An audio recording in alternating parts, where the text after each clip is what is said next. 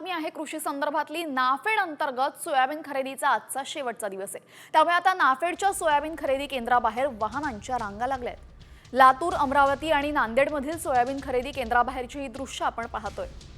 दरम्यान अजूनही अनेक शेतकऱ्यांकडे सोयाबीन पडून आहे, त्यामुळे खरेदीला मुदत वाढवावी अशी मागणी शेतकरी करत आहेत। यापूर्वी 31 जानेवारीपर्यंतची मुदत होती, ती वाढवून 6 फेब्रुवारी करण्यात आली। दरम्यान 6 फेब्रुवारी आलेला आहे, तरी सुद्धा नाफेडच्या कृषी केंद्राबाहेर वाहनांच्या रांगाच रांगा आपल्याला बघायला मिळत आहेत।